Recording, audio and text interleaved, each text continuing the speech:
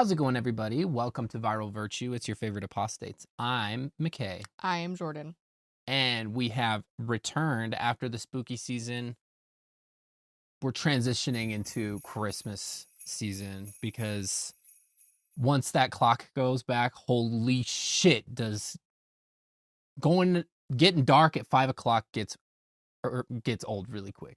We need some extra joy in our We life. need some extra joy and some light. So if we can have some constant light coming from the corner or from a beautiful Christmas outside, we would love that. Before we continue with today's topic, let's first hear a word from today's sponsor, Balesa. We and our friends at Balesa are literally sending out free vibes to everyone who signs up for our giveaway. If you've been around these parts before, if you've watched us before, you know that Balesa is basically a classic part of what we do on our channel. If you weren't aware, they are the #1 company for all things sexual wellness. And we need to share something insane with you because they're doing something wild that I personally haven't seen before, and it's kind of crazy. The first collection of silent toys is here. Meet the Whisper collection. Balesa's new Whisper Tech line makes sure that you never need to choose between pleasure and discretion. Before we get into the details, you need to, I'll say check it out, but listen to this. What's that sound? Nothing. Nothing. These are incredibly quiet. All three of these are seriously luxurious. They are so soft, and they're quiet, and they pack a serious punch. You know what we're about on this channel. We always talk about self-care. Pleasure is a part of self-care, and this is an excellent way to do that, and an accommodating way to do that, especially if your partner is asleep, or you just want to be more discreet in your house, or you're staying at your in-laws for the holidays, and you don't want anything too crazy. These are a great option. So we've got the Whisper Bullet, which is nice and tiny, perfect for purse, wallet, fits nicely. 5 speeds, silent, but does not lack in terms of power and options because you got 5 speeds here. We also have the Whisper Vibe and the Whisper Rabbit, which both have 6 vibration speeds. The Whisper Rabbit not only has the quietest internal stimulation, but also the quietest external simulation that you can do at the same time. So it gives you a little bit of an extra boost. So now you got to try it for yourself. That's why we're hooking all of you up. Again, everybody who signs up will win a free Whisper Vibe or a free rose suction toy. Oh, we talked about before. It's also fabulous with any Whisper purchase. The rose suction toy, of course, the #1 viral TikTok toy that has taken the world by storm. Sensational. So make sure you sign up for a chance to win at the link in the description down below. And as always, thank you again to Balesa. So when we were discussing options for the video today, we have a few in mind. There are a few that I have pitched to McKay that I think are good ideas, but require more research on our end. So I have not had time to get to them the way that I would like to yet. However, we return to an idea that we haven't done in a while, and I think is kind of timely because the Mormons have kind of been acting up on the internet as of late, especially on social media. I've seen some TikToks and some reels that are just kind of like,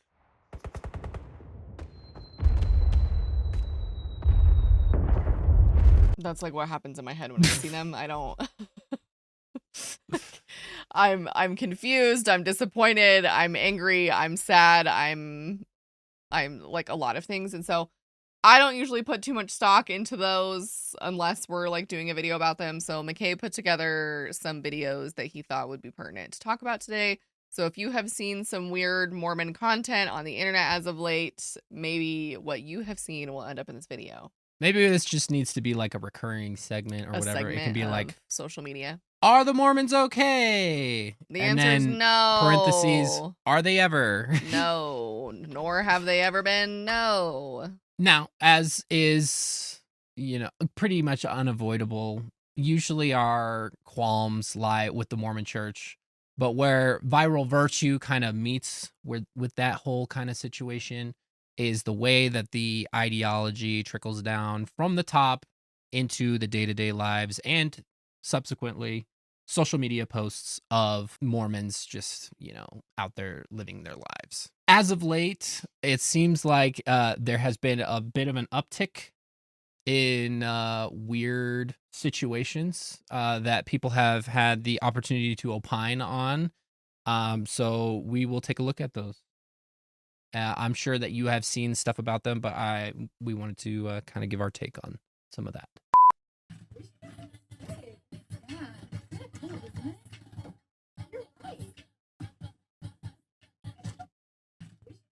Okay, so I am going to have to mute that one, but as you can see here, we have Beyonce's Diva playing in the background.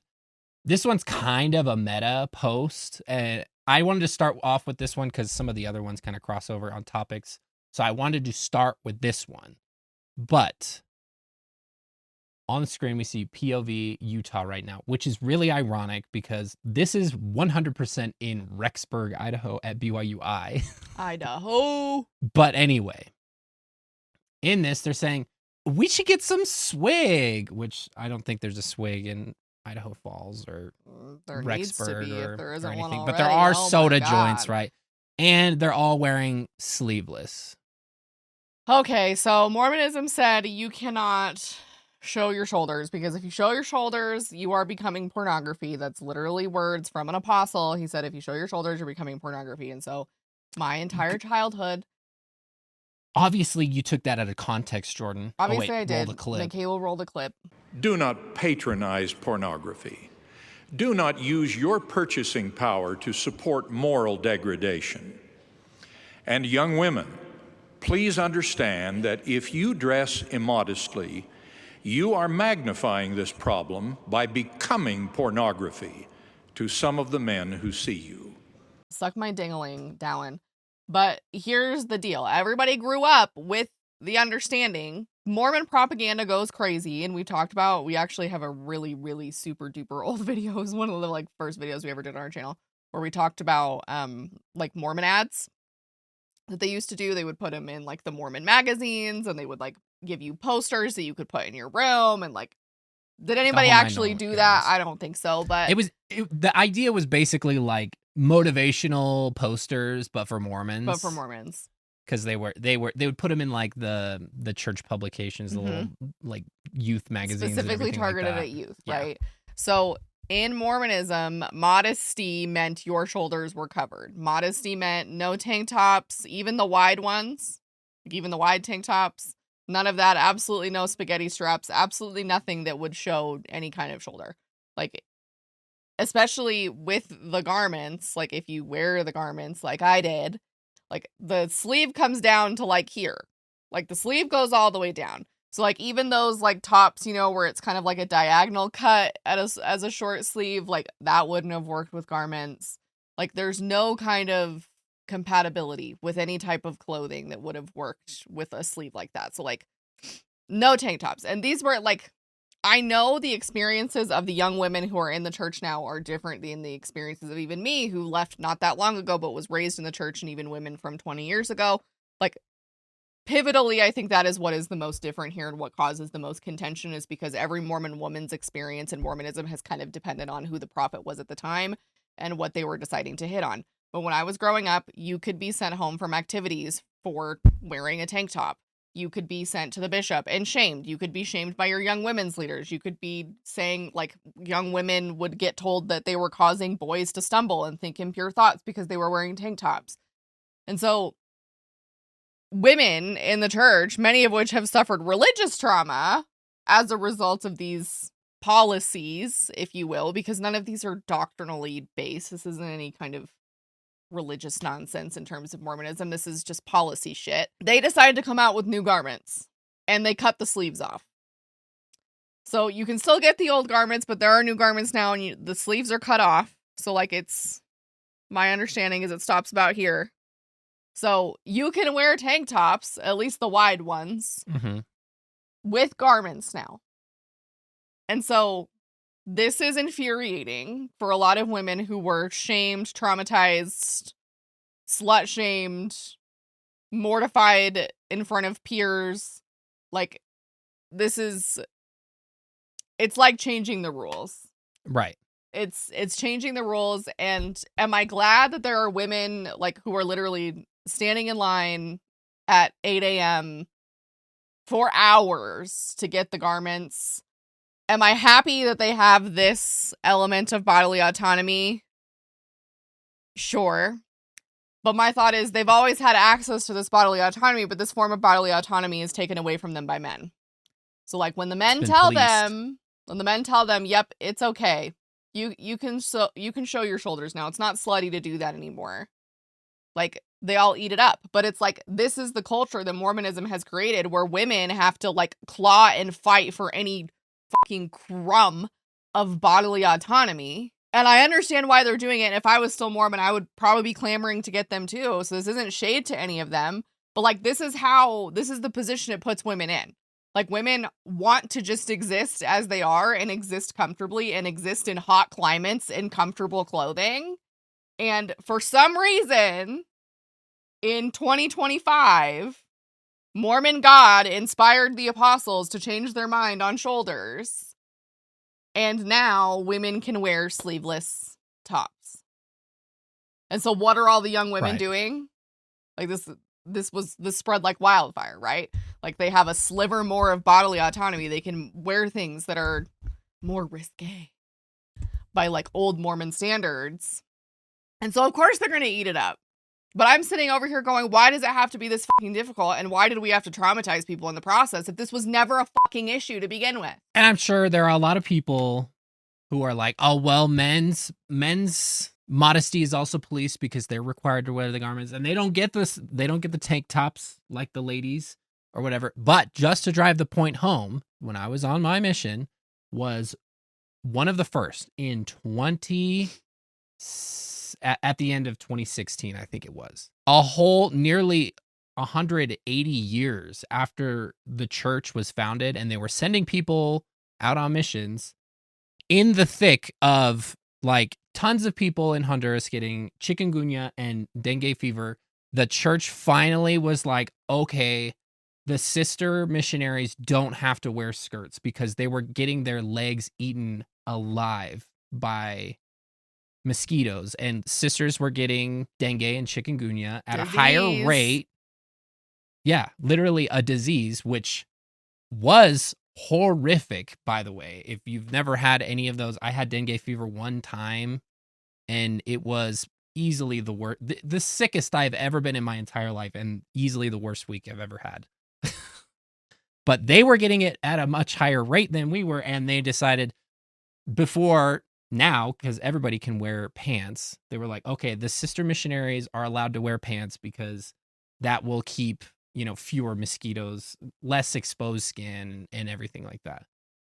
But only because the leadership said that it was okay. They were not allowed that option. Up until the 2010s, women on missions always had to wear dresses or skirts. There were no options, period, every single day. Health. So just to drive the point home, it's controlling bodily autonomy over women. And it comes from the leadership. It's not like they're out there doing R&D and the Relief Society sisters who are known for being the people who get it done.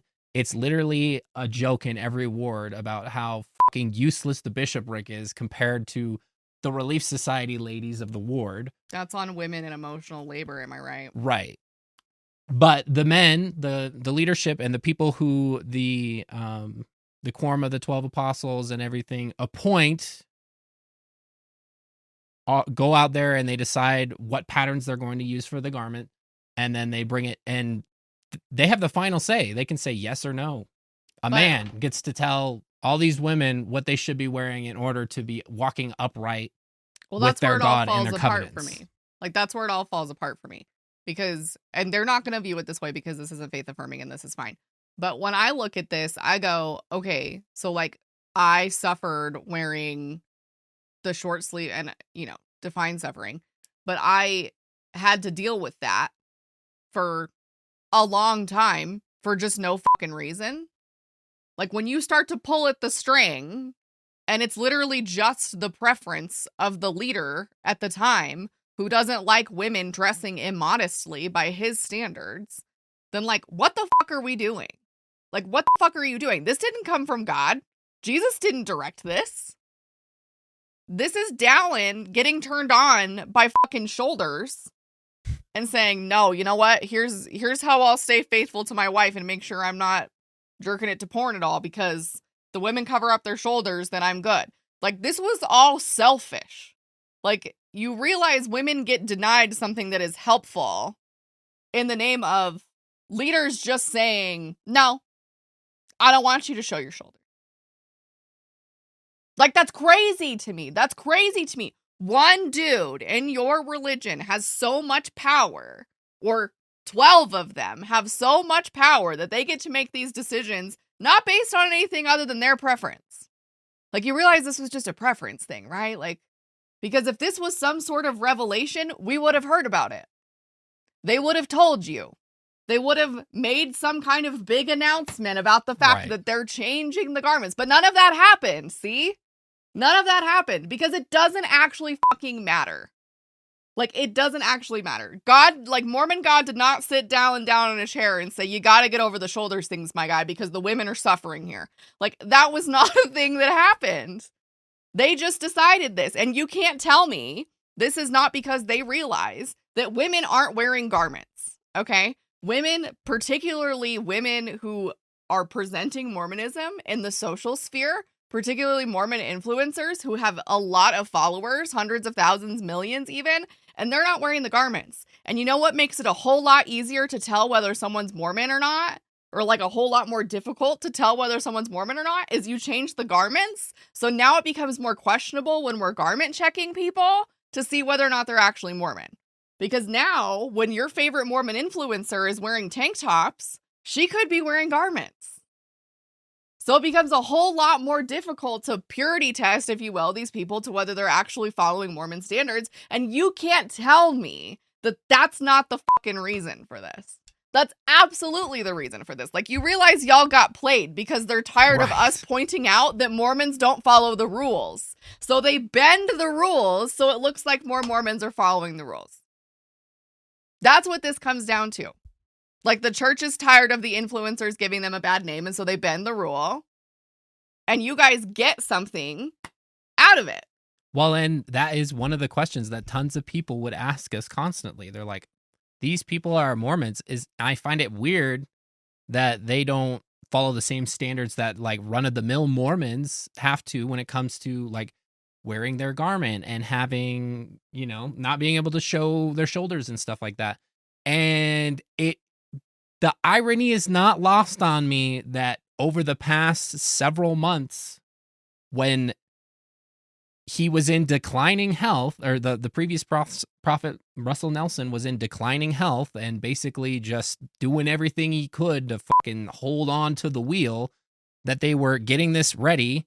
And now Dallin Oaks steps in, who is like tried and true authoritarian, like separate the wheat from the tares. We don't want lukewarm people kind of a guy, because he was a former Supreme Court justice in the state of Utah. And now all of the leeway that they were giving, because you could give those influencers some leeway, because there were no garment patterns that could be employed in order to wear a tank top or to wear comfortably in hot climates and things like that. So they could be like, yeah, whatever now.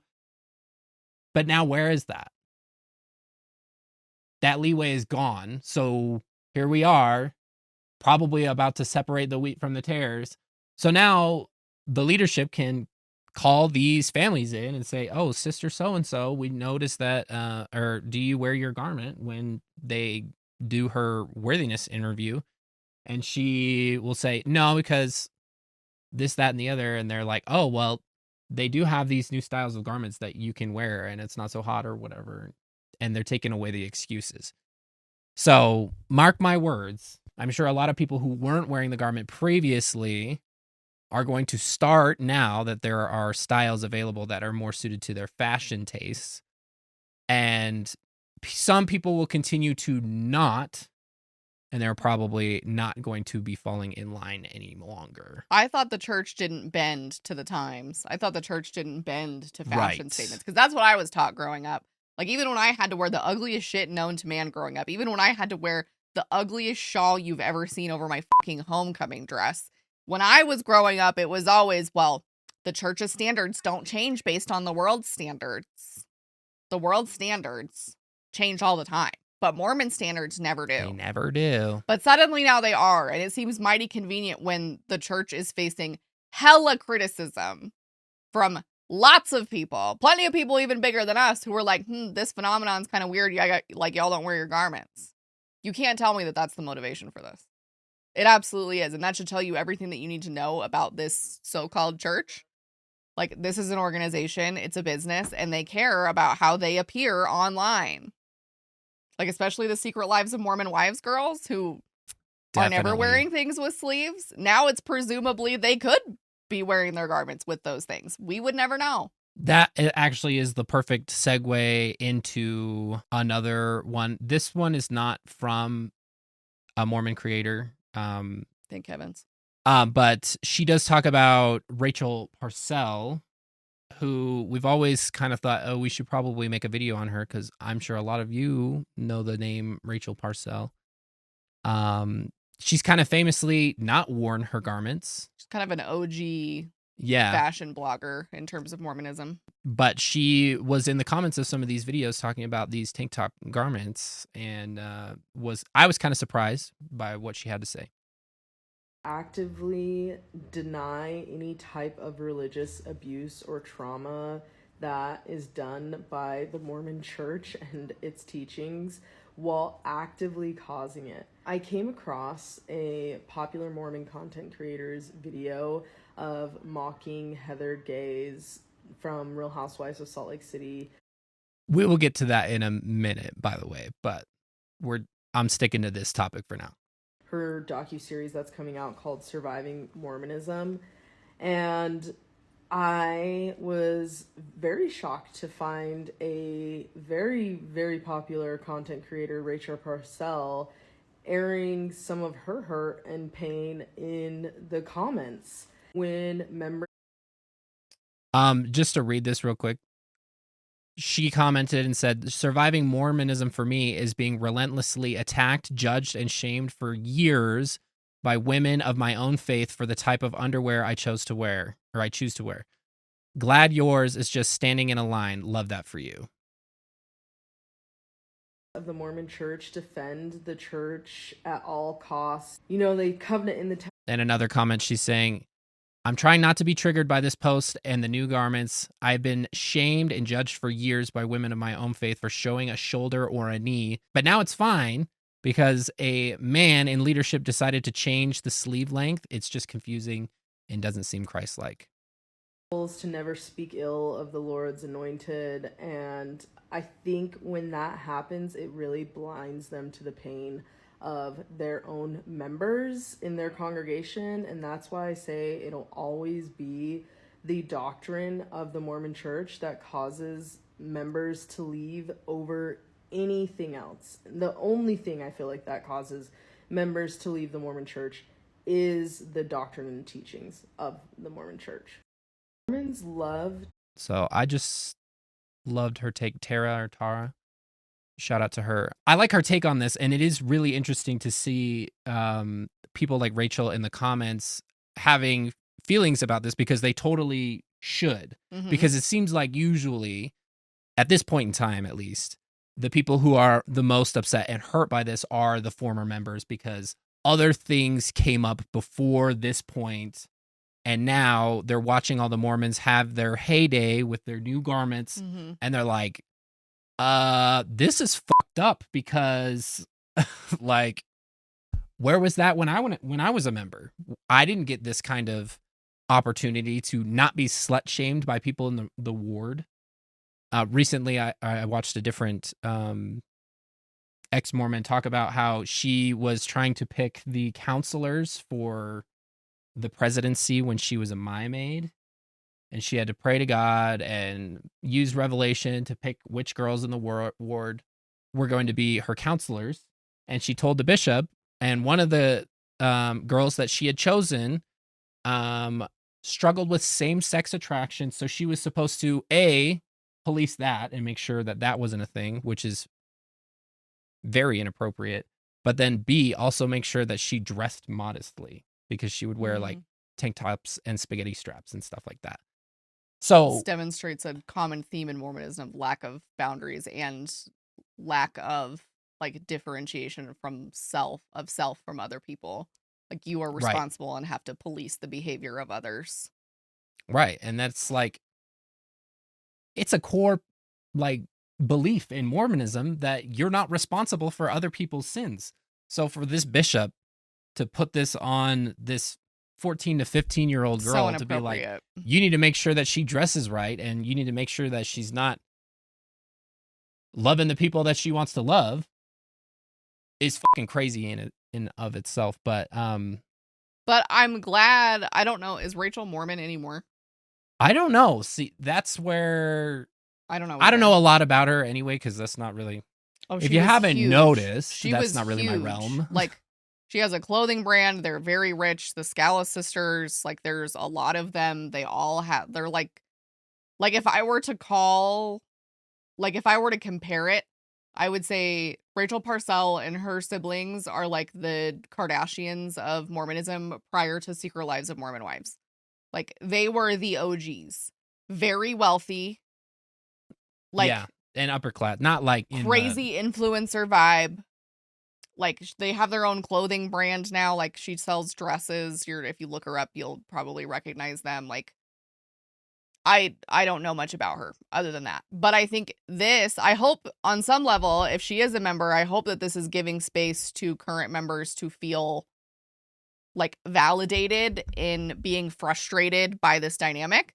Because I feel like if the ex-members are feeling frustrated by it, then the members are Right. going to tend to stray away from wanting to feel the way that ex-members do. But this gives people, like, within the church, if she's still a member, kind of permission to be like, y'all did this to me that's fucked up. the entire time I was in Right. here. And, like, people of my own faith, sisters in my own ward, friends of mine, and all for what? What's literally the point? Like, for me, all this comes down to is, like, we're standing in line for hours outside a store to pay like $1.50 or $3 or whatever they're charging for garments nowadays to wear underwear that men gave you permission to wear. Right. Like, on what level? Because I know women love to come out, Mormon women especially love to come on here and say that they're not oppressed. You can't wear the underwear that you want. Doesn't matter if you get UTIs every other day. Doesn't matter if you have a medical condition. The Lord says, the covenant says, you covenanted in the temple. And there will be Mormon women who are progressive and who disagree with that take, and that's fine. But why are women standing, like, lining up outside the Deseret book? A la Black Friday. Like, insane. Standing in line for hours. Right. Like, Lomas Becky Squires stood in line for like 2-3 hours. We'll get there. But, like, it doesn't have anything to do with the fabric that they're using this time around, because they introduced a new type of fabric when I worked at the church warehouse, and it was not the fucking Hunger Games trying to ship these things out. And at the end of the day, after I was shipping these orders to the different distribution center around the country, I walked into the adjoined distribution store at the warehouse, and I bought a pair of the ones to try out. That is not possible with these ones. It is the cut. It is because it's new, because you are finally able to take back a little bit of your God-given freedom. But not of even your body. really. The only reason that I wouldn't even call this autonomy. You've been given permission by a man to wear these kinds of underwear. It's pseudo-autonomy. Tell me that doesn't sound insane. To the average person, tell me that doesn't sound insane. I don't have to stand in line and wait for some man to tell me that the kind of underwear that I like to wear is okay.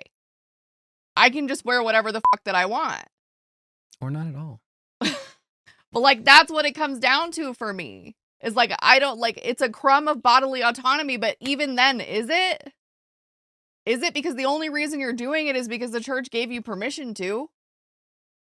And, like, why are they giving you permission to dress a certain way? And if modesty has been a scam this whole time, why are we invested in any of this shit?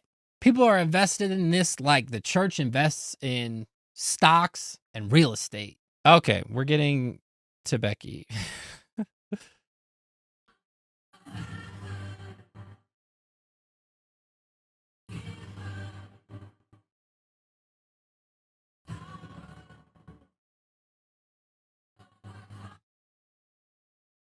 Oh, I didn't even notice. Here are Rachel Parcells' comments right here. Oh yeah. On this post. Becky is kind of an interesting little corner of Mormon influencerdom. I She's feel like Gen X. yeah, she's kind of Mormon. Gen X. She's gonna be offended by that. I assume she's a Gen X. She might be an old millennial. She might be an elder millennial, but She acts like a Gen X. She looks like a Yeah. Karen. I honestly don't want to waste my breath too much on Becky because she's a dime a dozen. There's a million like her Right. out there on the internet. It's just her brand of Mormonism being a 40-plus-year-old woman with a Kate haircut and Not even Beckinsdale, Kate. Kate plus 8 haircut. Kate plus 8 haircut. A Kate plus 8 haircut, and Right. her entire personality is being the bishop's wife. And Well, and Becky is interesting because she embodies a type of like character in Mormonism. When I was a missionary, we would call her type Pharisees because, and it's not right. It's anti-Semitic and it's just not a good thing. But the idea was that she lives Mormonism like to the fullest extent that she can. And I'll point it out right here. She calls them the garment of the holy priesthood because that is the official name of the Jesus Jammies, the Garmies, if you will. She feels the need to call them by their proper name because that's what the church leaders say that you should do. I love how you spend your time. So even when it comes to like this kind of stuff, she's a little bit more intense. Okay, but here's what than I'll a lot say. of people. Here's what I'll say. Go for it. I don't think Becky and I would be friends IRL. But here's what I will say about Becky is I have more respect for Becky than I do the average Mormon influencer. Yeah. Because Becky will stand 10 toes down on business. Even when it's the worst fucking take you've ever heard Without in a your doubt. life. Even if I, like, as an ex-member, I'm like, what the fuck are you even saying? But what I respect about women like this is they are full conviction. Full conviction. There is no cafeteria picking and choosing what I want in Mormonism. This is, I think Becky represents the Mormonism that I was raised in and the Mormonism that I tried to embody when I was a member, which was very devout. And so telling them not to call the church Mormonism, telling them not to use the word Mormon, she ain't going to use it. She's going to be at church every Sunday. She's going to follow every directive that the prophet gives. She's going to be the most devoted member you've ever seen. And so on some level, I respect Becky more in that sense because I believe she is fully committed and embodies the true Mormon or what true Mormonism should be based on what the leaders say versus the influencers who sort of casually are Mormon when they want to be. She's going to be one that survives the separating the wheat from the tares because she's always hanging on whatever the current prophet is saying and everything like that and doesn't question it and everything like that. But I don't agree with it. And I still think the Mormon Church is a horrible fucking organization. And I don't think I don't think she would like me. But I can respect her level of devotion because I think it requires more of her and she's willing to give it than the average person on the internet. Yeah. This is just one location in the Utah Valley because that's where she lives. But like waiting 2 hours in line. They also ship to your house, by the way, if you buy them online. No, but they wanted them then and there. They wanted them then and there. Because they can't wear the tank tops without it. Right. Like this is pretty long wait for a ride at Disney. And people are willing to do that just so that they can like show their shoulders. Here's a good comment. How do I work a computer? Shit. The amount of excitement around the new garments should tell you everything you need to know about how badly women have actually wanted something different, wanted options, and the desire to have more autonomy with what they're wearing. Each and every one of them, even when they were slut-shaming the young women or other members of the ward, were champing at the bit for this moment where they could finally have some more autonomy. And I think that therein lies the most hurtful aspect of all of this is that everybody knows somebody who was waiting in line for 2 hours to be able to show a little more skin. But the irony of it too is like I have seen older women in the comments who are shaming these women for this and saying they're like of shitty faith for like even being bought into this because it shouldn't fucking matter and Right. nobody cares and wear the garments the way that they were dictated originally and like, you know, you're faithless for for going down this pathway. Like it honestly surprised me a little bit that Becky was even into this because I feel like she would for sure be a holier than thou. I'm gonna keep my shoulder sleeves and the rest Right. of you suck for this. Like, but that's the thing is like there's so much policing in Mormonism of women and other women where like even within the Mormon community, people have very differing opinions on what it means to go stand in line for 2 hours to wear garments, you know, or like women who thought they were better than these women because they were like, I'll just wait until they ship them to my house. Like, you guys are stupid for waiting in line. Yeah. Like the superiority complex and like each of these women for different things is really interesting. But Mormonism creates that. Like it fosters that environment where you shame other women for doing things that are different. Look at us, Jordan. We're doing just that. Oh yeah. You got me. But Oh. it is funny because she also did that. Come with me to buy the new garments of the holy priesthood. Influencer alert. Which I found interesting, some of the stuff that she said in this one. I feel like today needed to be. Phil, But here's what she said. I feel like.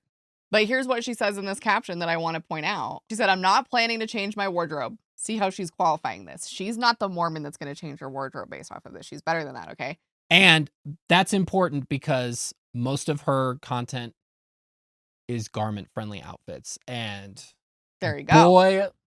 Boy, are they outfits. Boy, are they outfits. They are outfitting. But I'm very excited about the open sleeve Hello Hot flashes and the fabric. And so here's where I want to point something out is like, again, this is an example of where the specific needs of women based on health concerns are not taken into account in garments. We're talking about perimenopause, we're talking about menopause, we're talking about periods, we're talking about pregnancy, we're talking about breastfeeding. Like, I know they have breastfeeding garments and all those things. I was a pregnant Mormon once. I know they are not what you think they are, okay? So... And even if they are making accommodations, you still have to wear an extra fucking piece of clothing. It is.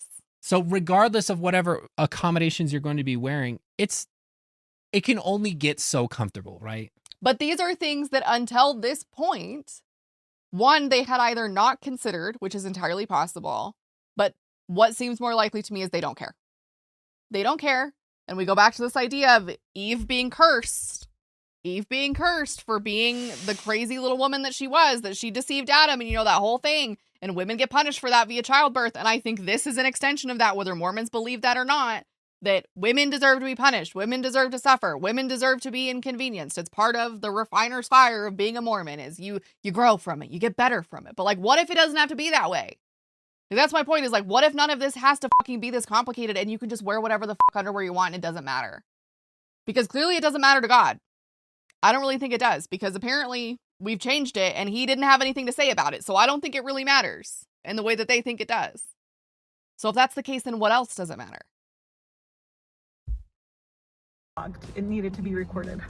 So I honestly had no intention of getting the new garments today. I didn't even know they were coming out. It might be. How I found out is a whole other story. It wasn't from word of mouth, but that's a whole other story. But I was able to... I kind of don't believe that she didn't know that they were coming out. I feel like everybody knew that they were coming out, but... my daughter some online this morning before the website crashed. And then I thought I... Oh yeah, they crashed the website.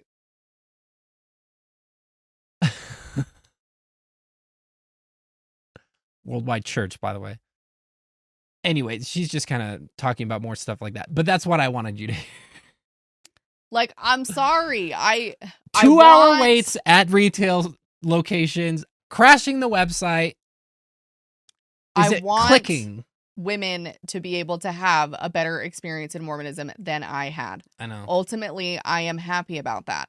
However, I am looking at this through the lens of this is still oppressive. This is the illusion of choice. The illusion of choice. They're giving you the option of, yes, you can wear the cap sleeve ones, or yes, you can wear the new ones, But there is an illusion there because the expectation is you're wearing it. Regardless, in order to be worthy in the eyes of the bishop, you're going to be wearing it. So is that really autonomy then? I don't think it is. I don't think it is because you can't go out and just wear Victoria's Secret for the rest of your life.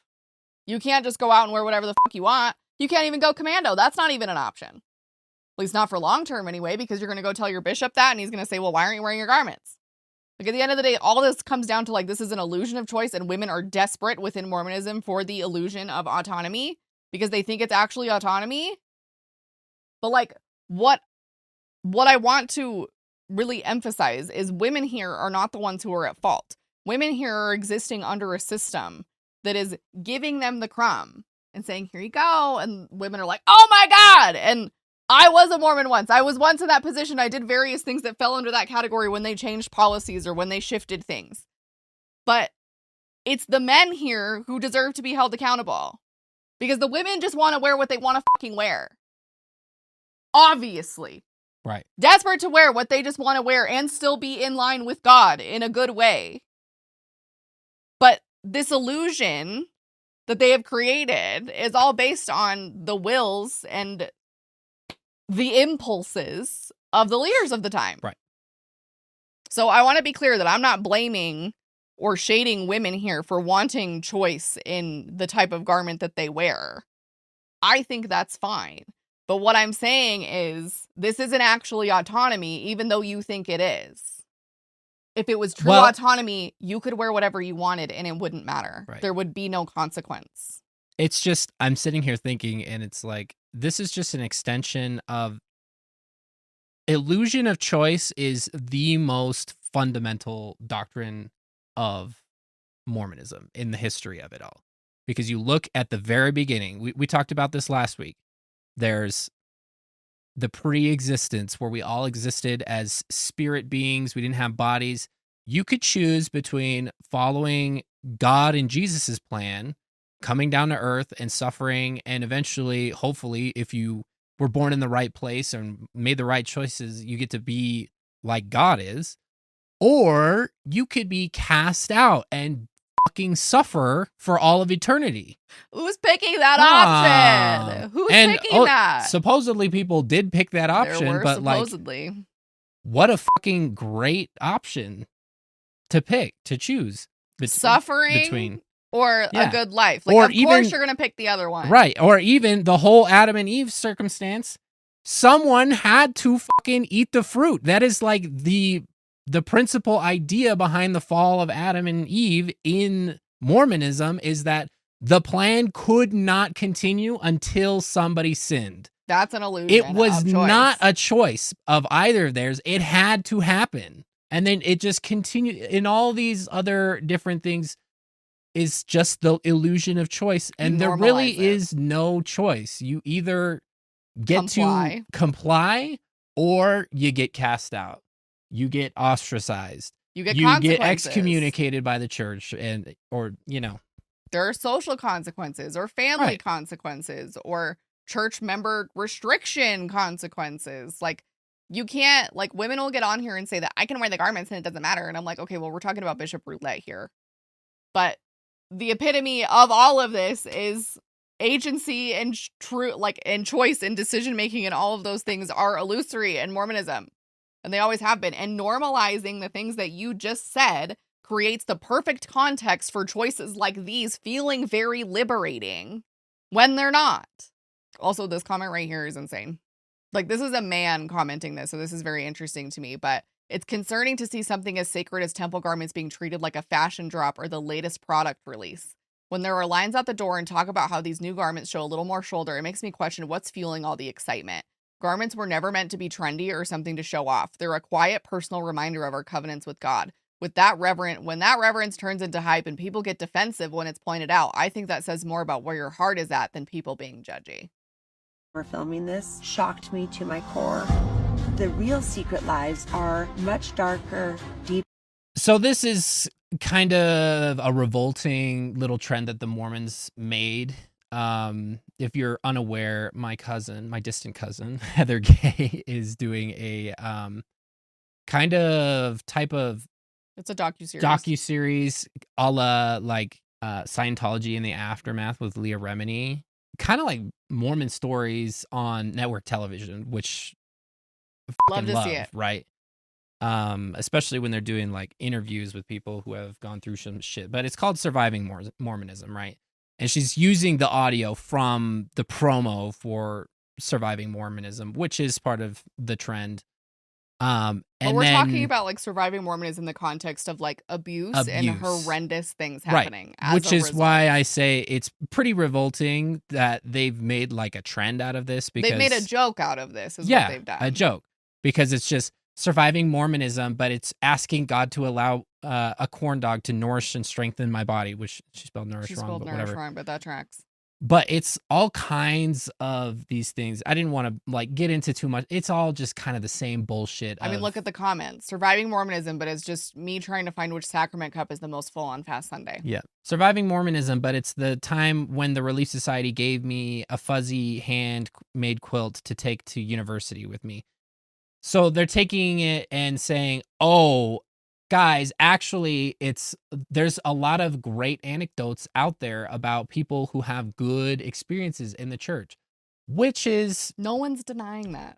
right.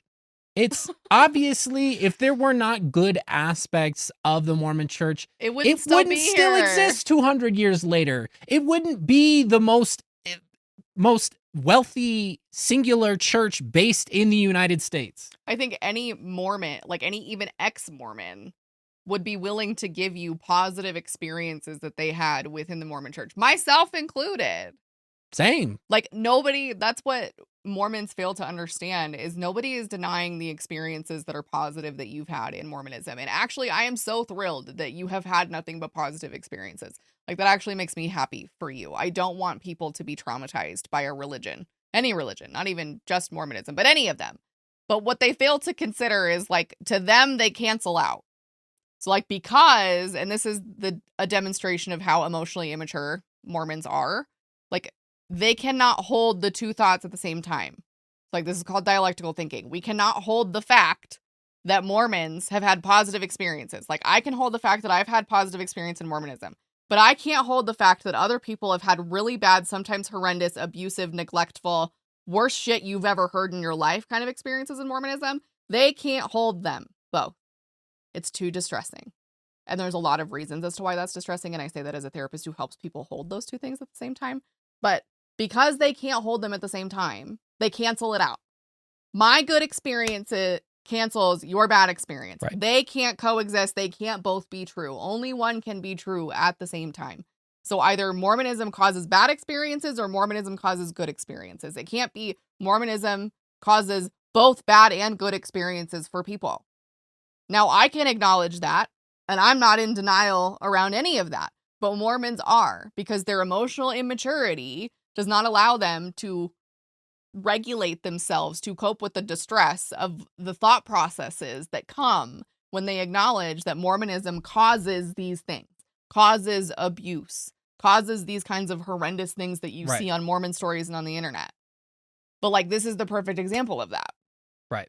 Because like, and bringing these kinds of things up with people who are like very invested in the church are pretty much useless. Yeah. Bringing up the criticisms is almost always useless. Literally just an hour or two before we're filming this, floodlit.org, which if you're not following floodlit.org on Instagram, please go and do that, because they do incredible work at documenting Abuse within Mormonism. It's the worst fucking thing to see on your feed, but it is important. Deserves eyes. But they came out with breaking news that the Mormon Church was accused of omitting 19 pages of evidence in deeply disingenuous attempt to stop sexual abuse lawsuit after being rejected of its $250 million immunity bid in the Boy Scouts of America sexual abuse lawsuit. And like, they will see things like that and they're like, but look at all the humanitarian work.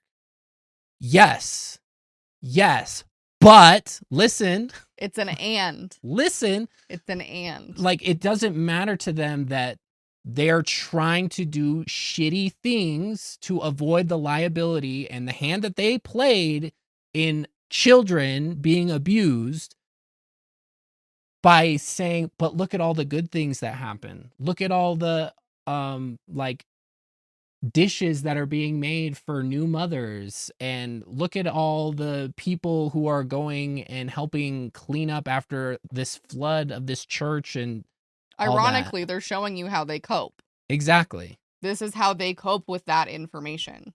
Because they can't, acknowledging that information, in my experience working with Mormons, ex-Mormons, and other people of other religions all across the board, to acknowledge that there are faults, issues, problems for some Mormons is so distressing that they are worried that it opens a door.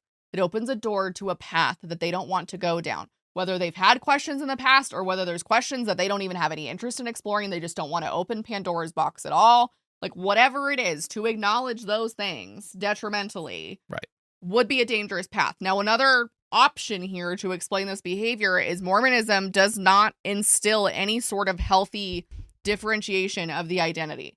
Like, in Mormonism, there is no separation between you and your the Mormon part of your identity. Like, when I look at people in their religion, I see religion as a part of themselves. I don't see religion as a person. I don't see a Mormon as the whole thing. I see it as a part of who you are. And Mormonism instills that by lack of boundaries, lack of bodily autonomy, everything that we've talked about today. You're responsible for your neighbor's thoughts. You're responsible for your husband's thoughts. You're responsible for whether your husband's watching porn or not. See, there's no differentiation between your identity and the church. And so when somebody says, hey, the church hurt me, if there's no differentiation between your identity and the church, that's going to hurt like a personal attack. You are going to feel like you are being personally wounded. That person is saying something personally about you because there is no differentiation between you and that institution in which you belong to. And that's where all of this discourse always spins out to on Mormon internet.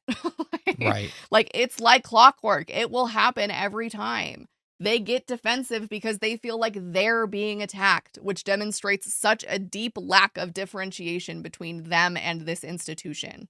It can be important to you. It can be a central part of your identity. It can even be the most significant part of who you are. And that's fine, but I need a little bit of differentiation. A little bit, because otherwise we're just enmeshed. Like, otherwise this is just enmeshment and it's unhealthy. And the research points to this being unhealthy. But, like, this is why. Instead of acknowledging, like, oh yeah, that really sucks that the church did that to you. Like, that's terrible. Right. I wish they wouldn't do that. Instead it's, no, well, think about all the things that they do for people. Exactly. Think about the church. Think about the charity. Well, and it just, like, kind of paints this unrealistic image of what the church is. There was someone in the wild that I encountered. They were totally bought into the idea that $250 million immunity bid that the church had put up in order to avoid further liability for this lawsuit. He thought it was good faith money that they were just paying out to the victims to show how good.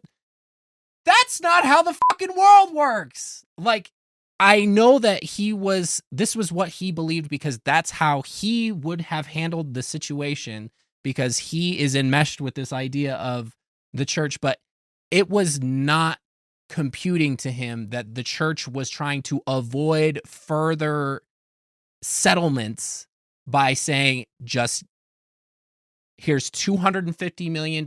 Please leave us out of this. We're not the primary plaintiffs. And thank God the judges are not fucking stupid and corrupt, because there would be no justice if that is what happens. Especially when they're just leaving out entire almost 20 pages, front and back, of evidence. So it's very frustrating. This whole trend is just so. Well, additionally, if the criticism is not valid, then I don't need to do anything about it. So, like, if somebody is presenting an issue to me and I look at it on its face and go, yeah, that's bad faith, which is what they do with these kinds of things, then no action needs to be taken. Right. There's no accountability to be had. There's no repairs that need to be made. Like, this is just what it is.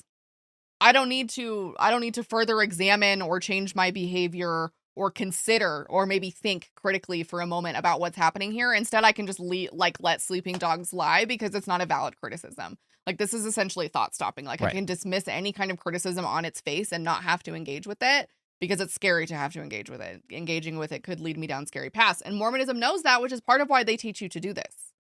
This is why they tell you not to think critically, not in those words, but this is why they tell you doubt your doubts before you doubt your faith. Doubt your doubts would include members or former members bringing up concerns and going, now. And they will also dismiss this on its face because Heather is doing it. Like, Heather has a career as a Real Housewife of Salt Lake City in, like, part of the Bravo franchise, owns her own business, very successful, like, talked a lot about her journey as an ex-Mormon woman. And so they're going to dismiss this on its face because she's involved in it. So, like, they're not going to engage with this in any kind of authentic way, which I think is really disappointing, like, obviously on numerous levels. But I think Mormons would be less detested by a lot of ex-Mormons, depending on where they're at kind of in their post-leaving cycle. I think they would be less frustrated with Mormons if they could just acknowledge and make a little bit of room for it. Like, if you just got on here and were like, I don't deny that that's somebody's experience, and if, like, that sounds awful. Like, it sounds really terrible. Right. Like, it does not even have to be you go on this, like, diatribe about how terrible Mormonism is. Like, that's not what anybody's asking you to do. Like, we're just asking you to acknowledge the other end of this truth, because it is truth. Like, these things happened. And I think it downplays, unfortunately, the seriousness of something like this. Because when we're talking about surviving Mormonism, we're talking about people who have not. That's the implication. Is there are plenty of people presently and within the history of Mormonism who have not survived Mormonism. That includes people in my own family. That includes people within the LGBTQ plus community. This is not something that I don't even think I've ever talked about this on the channel before. But I think it's important because when we talk about surviving Mormonism, there are people who didn't, right? There are pioneers who didn't. There are pioneers who literally gave their lives for the cause to not be able to see it through. And got absolutely fucking had one pulled over on them because the people leading the handcart companies were too fucking headstrong and didn't want to listen to people warning them that it was going to be a tough go. Which is horrible. Additionally, indigenous people who existed in the Utah Territory before it was the Utah Territory, who did not survive because a lot of Mormons massacred them. Okay, so those are two just examples that I've given you right there of people who have not survived Mormonism. The third one, central to my own family, and this is one that is not talked about because it involves abortion, so I will give that as the caveat because I don't think we talk about this enough within the Mormon sort of framework. I had a family member, a direct family member, blood related to me. I come from polygamists. I come from a long line of polygamists, okay? The man who we named our son after was a polygamist who was married to like 6 different women, okay? We'll change the dialogue on that so he knows he's not named after a polygamist. We're gonna shelve that one for a while. But anyway, so the idea here is I have lots of polygamy in my family, and if you know anything about polygamy, especially old-time polygamy, it was inherently abusive. It was generally abusive. Sexually, emotionally, neglectful, like all of the things. I'm not going to say that was the case every time, but it's kind of hard not to be in that dynamic, okay? Like, let's look at Ramen Head Cody Brown for a minute, okay? But this family member of mine had so many children by the time, like, she was like 32. By the time she had 32, she was like wife number 4 or 5, had already had multiple kids, presumably did not want any more. And so she attempted to give herself an abortion, and in doing so died of sepsis. And so this is an example of somebody who did not survive Mormonism directly because of Mormonism, because especially at that time, you had all the kids you could. There was not a conversation around birth control. You were populating the Mormons at that time. That was very important, especially as like Utah Territory first arriver settler people, okay? Not technically first arrivers, but you know what I mean in terms of Mormons. White people. White people, but settlers, colonizers, whatever label you want to put on there. But at that time, that was critical. And she took matters into her own hands, probably out of desperation and pain, and died because of it at the age of like 32. And so this is an example, just one. And there are thousands, if not hundreds of thousands of examples of this, of stories who were never documented. Women who went away quietly in the night. Moms who died and they never talked about why, or they gave some stupid reason, or they gave some illusory reason that was not what was happening, because I'm sure nobody around this woman knew the circumstances of her death, because it would be shameful. And so this is just but one example in my life. And I only come from a half Mormon side. Like, I've only got Mormons on one half. I got Catholics on the other. And so even in my family, on just one side, there's one example definitively that I can pull from. She is definitely not the only one in my family line who experienced abuse and death at literally the hands of Mormonism, because Mormonism is the reason that this happened. Right. I have no hesitation in saying that. And I don't know how you can look at these stories and not be radicalized by them. When people are like, what radicalized you? That's a great example. I was radicalized before then, but that's another great example. And so it just seems, like you said, very revolting to look at these stories and experiences that are being told. Queer teens, queer men, queer women who are dying, trans men, trans women who are dying as a result of not being accepted and welcomed in Mormonism. And then you want to tell me that surviving Mormonism is your nice experiences in church on Sunday. Right. Like, I would love for you to just expand your empathy a bit, because this is like nasty behavior. Like, this says everything to me about you. And I don't even have necessarily a negative view of Mormons, but I have a horrendous view of you if this is the lens through which you decide to engage with something that is facts, not even feelings. Facts, facts, facts. People are dying here because of this. And you can't engage with that in any kind of meaningful way, because otherwise it brings up too much for you. And you don't like the way it feels, and you don't want to sit with it. And that, to me, is very cowardly. And most of the stuff they're not even going to engage with. No! They're not going to watch this show. No! They don't fucking care. Absolutely not. Because, like, in a lot of cases, people would, like, start memeing it, whatever, and then they watch it, and they'd be like, ooh. But these posts are never going to come down. And they don't care. It even worse, it fucking contributes to the public image, because it inevitably, in every comment section being critical of Mormonism and the way that Mormons act sometimes, there will be people who are like, Mormons are the nicest people I know. And with zero context, absolutely, it sounds like a good time. Oh, man, I'm really sorry you had to wake up at 7:30 in order to get your whole family ready to be at church at 9. That's fucking tough. I can understand why you'd make a little sarcastic, little goofy comment about it. But there is so much more deeper Unfortunately, to this is that deep. Where it's one of those, like, two-faced and, like, esoteric kind of comments where people don't realize it's a dig unless they understand how awful it can be. Well, I'm even on board with stupid Mormon humor. Right. Like, some of these are funny. Like 9 a.m. church, that's funny. It's the pits. It's having to go to church at 9 a.m. I can even understand that. But, like, you guys have a horrendous ability to read the room. And you always have. But, like, this is a perfect example of, like, it. And they're going to be like, well, this is, like, woke take. Baloney, is this a woke take?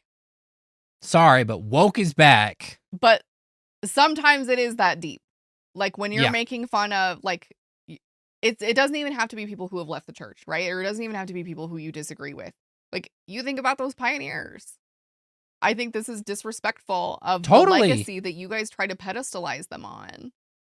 And it's a shame, because they did not survive factually because of Mormonism. If they did not hop on board with that handcart company, they would not have died.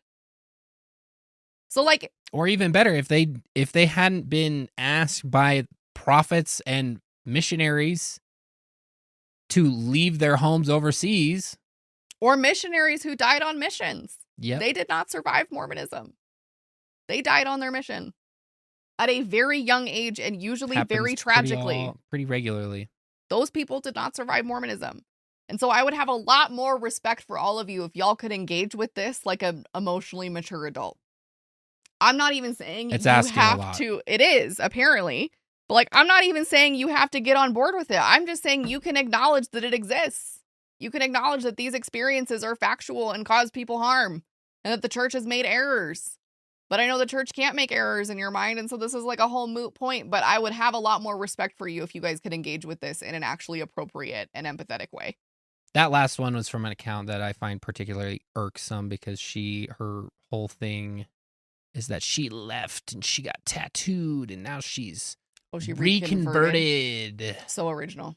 Yeah, so now she's like the whole just kind of PMO. I have a theory that some of these people do this on purpose for attention. It's the fucking born again atheist trope. And I say that as a person who left the church while in the church and came back, and it was like a cornerstone of my personality because I was the bad Mormon who came back and repented. Like, I get how easy it is to make that an entire part of your personality. I was 100% that person with like full honesty. But like, I see it now and it's embarrassing because they don't respect you the same way they respect other people. They don't see you in the same eyes that they see everybody else. And I think a lot of times people do it for attention. We spoke on this for a lot longer than I had expected. And this is why I don't engage with Mormon media. Unfortunately, I cannot stay away. I crave being mad all the time. And I can't. I deal with this for my job, and I can't deal with this for my second job. So I stay away from this. A much fuller emotional tank than Jordan does. So I love to engage in this stuff. And that's why it was really easy for me to just pull up some of these because I had already seen them. Well, and we wanted to bring these ones up specifically because I feel like anytime the trends start popping up, people start asking, like, what is happening here? What is going on here? Can you talk about these things? And so it goes so much deeper. And like, it makes no sense to a lot of people. Why the fuck would you wait in line for 2 hours for underwear that you're required to wear and stuff like that? So it's important to be taking into consideration. To wrap things up, we are planning on doing a watch party next week for the episodes of the mini docuseries Surviving Mormonism. If I'm not mistaken, I'll cut this. If I am mistaken, I'll cut this. But the episodes are supposed to premiere on streaming on the 12th. We'll have to do those starting at 10 p.m. Eastern. I'm sorry, everybody. Our son is growing and we can't get him to bed that early anymore. So we'll have to start at 10 p.m. Eastern, 7 p.m. Pacific time.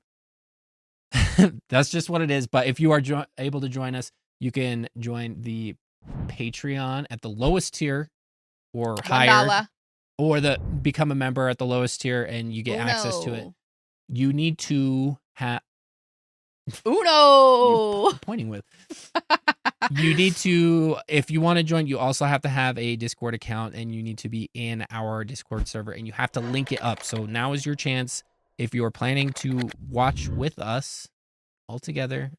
It's not that hard, and if you can't figure it out, we will help you. We will help you, but give yourself a little time to try to do it on your own. That way, the night of, we're not like trying to get everybody in while we're also watching it at the same time. Link your account with whichever one you go with, and then you can watch us with us. If you like what you saw, you'd like to see more, there is a different video that we are doing that was spurred on a couple weeks ago that we're gathering content for. So if you'd like to see that when it comes out, you can subscribe to the channel. You can hit the bell to get notifications when we have new content available and everything like that. Like I said, if you want to join Patreon or become a member, you can join the watch party. You can also watch uploads before everybody else does without ads and everything. So if that's interesting to you, that is another perk that you can get when you become a member or a patron. If you'd like to follow us on social media, we have Instagram and TikTok. You can get a little more up to the date stuff. Some of the shit that we showed today would probably end up in our TikTok reposts. I repost but weird Mormons. yeah, and we post on Instagram and make announcements on Instagram and everything like that. So if you would like to, you can follow us at Jordan and McKay on TikTok and Instagram. And then the Discord we already talked about. The link is down in the description down below. But as always, we love you. You're awesome. Don't wait 2 hours in line for a fucking tank top. Please don't. And we'll see you next time. Wait in line for 2 hours for something exciting. Please. But we'll see you next time.